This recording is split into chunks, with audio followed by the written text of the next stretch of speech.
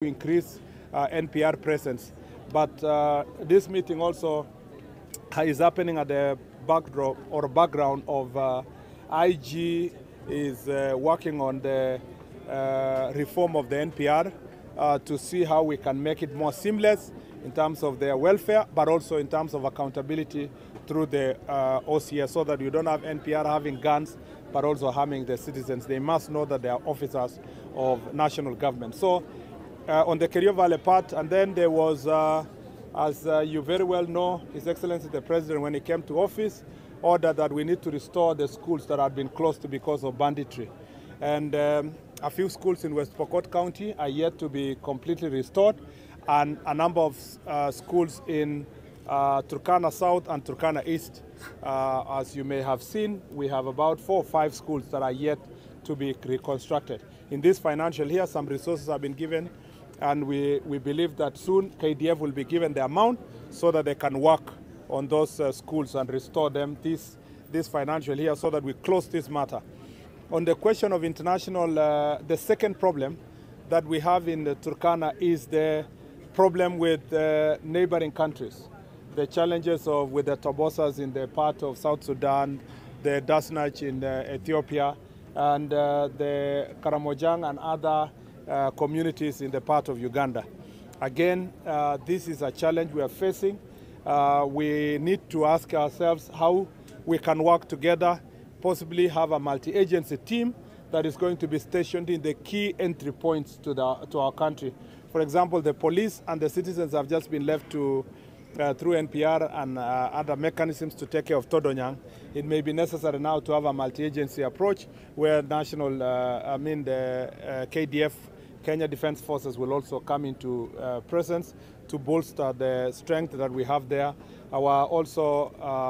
We must do more around Nadabal, Kibish, and all the way to our border to Uganda.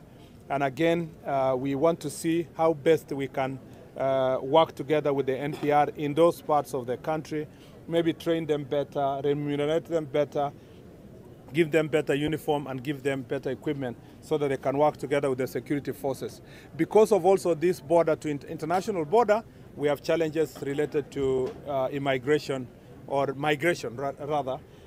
We still have aliens, illegal immigrants that are coming through. We have porous borders that are facilitating trafficking in persons, and you will find that because of the operation that is going on in Marsabit, Turkana has become a weak point for some of these aliens to come through as they find their way access to Nairobi and all the way to South Africa and beyond.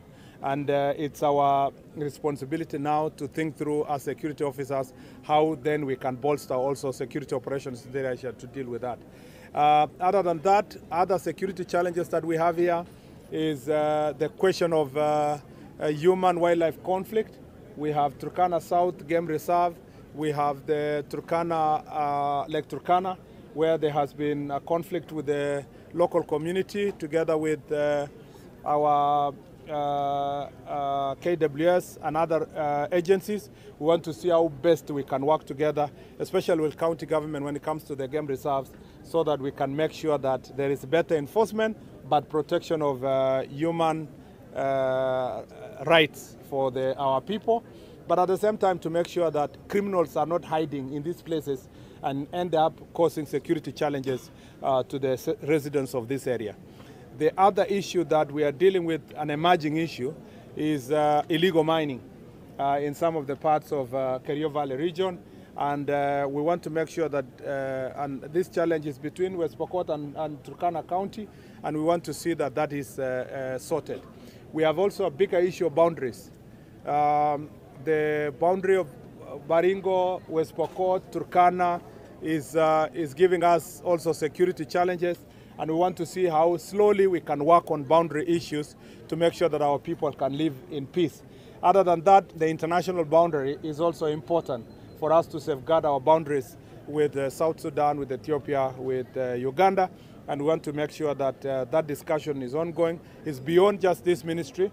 This is interministerial. We have foreign affairs. We have defense ministry working together to find a lasting solution insofar as boundaries is concerned, especially international boundaries. Lastly, These are just some of the key issues I've just picked, but one of which is to deal also with drugs and substance abuse. Because of these porous borders, you still have characters who are dealing with drug trafficking, and we'll be listening from Nakata today. One of the challenges is that you have very young population of under 18 who have very young people in Turkana, which is a surprise because of there is a lot of disorder that is as a result of drugs and then leads to mental health. And you will find that this is a challenge that's affecting young people, particularly those who are under 18, and we must see how best we work together to deal with this issue. On the last unique issue, which is unique for Turkana and Garissa County, is the question of refugee camp. We have challenges here that are related to the refugee camp. You know that there has been shortage of supply of food and other items to the refugees, which is threatening peace within the Kakuma camp, but also at the same time, which is a challenge in terms of local community vis-a-vis refugee community. And you remember we launched a Shirika plan on 28th of March this year, which is a plan that is government plan. And the challenge with that Shirika plan is that there are many citizens who are yet to appreciate what it contains, and there are misgivings and misunderstandings that we must be able to iron out through public participation. And it is my considered view that the citizens also need to know that since it's a government plan, it's not a rigid plan, it's subject to review and based on public recommendations. Some people think that we should have done even longer and time for public participation, but we thought that starting the process was important, but revising the document as we progress, and particularly when we get proper commitment from development partners as we move from this humanitarian approach to development approach, so that local community can also benefit from it. And we need to see also how some of the refugees who come from areas that are now stable can be assisted to voluntarily go back home, so that we ease the pressure that is in Kakuma camp. So these are some of the issues, and we're looking forward to that discussion for the next 3 to 4 hours. And I'm very happy that there is such a large turnout of the public, but also the media. Santeni. I will take like 3 questions. Mine is a quick one. Let me start with you. Yes, my name is Bakari from Standard. Okay. And Turkana community depends on this road, Kainu-Niktale road. Yes. We have heard you saying that there's relative peace. Why is it that now the curfew still standing I'll tell you about the curfew, and I'm sure that's one of those of the discussions we'll have there. Either of you. No, I'll start with the local. Yes. I'll come to you, Seth, and gentlemen. Was it for coming here? We have 3 more sub-counties that were created. That was Aro, Subuta, and Lokriama. Yeah. But the administrative officers that are here, the DCC, the sub-county police commander, they don't have houses, they don't have vehicles, and the government is expecting them to perform. As we speak, I understand you. You don't even need to emphasize. Let me say about, and then I'll take the last round. On the question of the road, I have been asked that because of the relative peace, we need to review the curfew, either to lift it or to review the times. I think for now, I will be listening to the views of the people, but we can review the time. We are amenable to reviewing the time, maybe to have a longer day until late evening, and then very early morning. And then if we say 10 to 4 a.m. works, then we give it 2-3 months. If the conditions become good, we can lift the curfew completely. So that is also something that is in the works.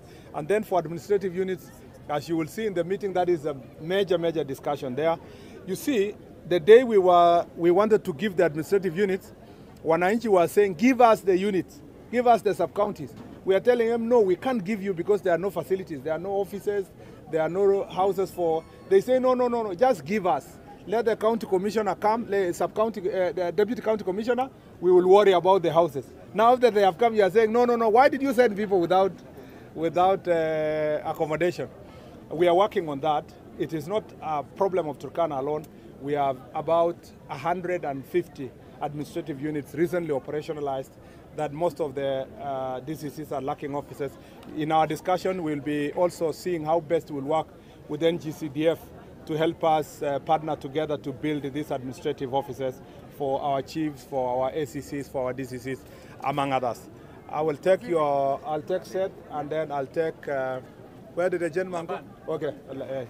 Just to, first of all, the local one, is security assured in Todonyang and Turkana East. Okay. Families there have been awarded lot following the raids by suspected Ethiopian militia. Yeah. That is the first one. The second question is about your brief yesterday. There is a disparity between the figures in terms of number of fatalities. You announced 42 from the Sabasaba and the June 25th. The Kenya National Commission on Human Rights says the total figure is 61. So that disparity, can you address it? Yes, let me take you so that we finish once. Laman. Yeah. Zipo zile familia ambazo bado zinatafuta mili ya wapendwa wao. Correct. Hali imefika sasa wakati tunatangaza kwamba kuna juhudi ya kuimarisha usalama. Ya pili ni kwamba police reforms working group jana wakati walikuwa wanazungumza pia walizungumza wakasema kwamba kuna mili ya Wakenya wengi zaidi ambayo imekwama katika mochari ya hospitali za kibinafsi, na kwamba kuna ripoti kwamba Wizara ya Hazina ya Kitaifa inahitajika kutoa shilingi bilioni 1.3 ili kuhakikisha bilioni 1.3. Yeah. Na kuhusiana na ripoti hiyo ni kwamba nyingi ya miili hizo ama miili hiyo walipoteza maisha yao wakati wa maandamano ya hivi karibuni. Kwanza niseme kwamba what was your first question, sir? Todonyang, yes. Oh, which is the same, which is tied together. On Todonyang issue, remember there is still pending verification of the exact numbers. And partly because people who are suspected to have lost their lives inside the lake. So in the absence of finding the bodies, it's become very difficult to verify the exact numbers and say with the utmost certainty that this is the number of people. Missing persons report indicate that the numbers were higher. But confirmation, in terms of when you want to announce numbers, you can only say they are missing people. You can't say that they died, because by the legal procedure, you must first verify if those people died. Some reports also indicate that there are some people who are still alive, and they are in the other part of Ethiopia and so forth. But I don't know if that can be true for such a long period of time. So what we want to do is to continue working with communities to make sure that they report. In some instances, people don't know.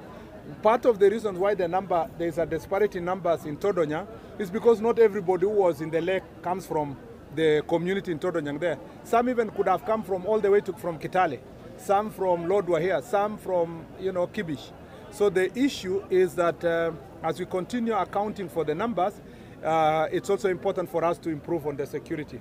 And part of the requests of the issues that were asked by the residents, some of them we could not meet them immediately because of budgetary concerns, but it is important, as I have proposed, that we have a multi-agency security team in Todonyang, because it's a unique place, an entry point. So there is commerce, cross-border commerce, there is fishing that is going on there, but there is also livestock farming. So all these activities happening there, and there is also boundary encroachment because of proper absence of security presence in that particular area. So it is an issue that we must deal with conclusively. Na kama vile tumeambiwa kwamba hapo Todonyang, nia yetu ni kuhakikisha kwamba wananchi wamesaidiwa, na tunataka kusaidiana pamoja na wananchi wakitupatia wale ambao tunajua kwa kweli kwamba walikuwa wanafanya fishing hapo na walipatikana katika ile janga ya mapikano katika sehemu hiyo. Lakini aswa zaidi ni lazima tuhakikishe kwamba mambo ya usalama katika Todonyang imezingatiwa kutumia multi-agency team. Tunataka KDF waungane na polisi pamoja na wananchi kuona kama vile tunaweza kusaidiana kuimarisha usalama katika sehemu hiyo. Pia I have been asked about the numbers that we announced yesterday by the National Police, that came from National Police Service regarding the people who died in the last, in Mandamano on 25th and 7th. First of all, let me say this, that even one life is very important. And we take seriously the question of loss of life. Some of those people who lost their lives, the circumstances are still being investigated, including a very young girl who painfully lost her life in that situation. And we want to say that nobody is intending to hide numbers. There is no value in hiding numbers because it's about human beings. And the National Police Service has as a fast and signal. Immediately an incident happens, is reported directly to the National Police Service and it's recorded. And therefore, we have, if someone has a higher numbers than us, than the National Police Service, there is no problem. These are both national government institutions. They are national institutions. And there is no reason why they cannot meet and work on tallying those numbers for reasons of accountability. So my belief is that we want to see the list that comes from Kenya National Human Rights Commission. Sometimes, you know, these numbers also mix up with people who have died on other situations, either accidents or somebody who has died out of sickness.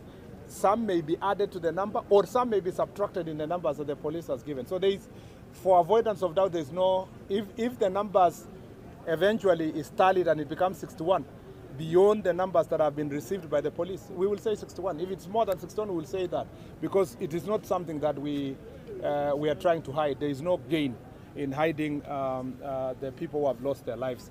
And the circumstances under which they lost their lives, as I said yesterday, will be subjected to proper investigations. Thank you. Asanteni sana. Thank you.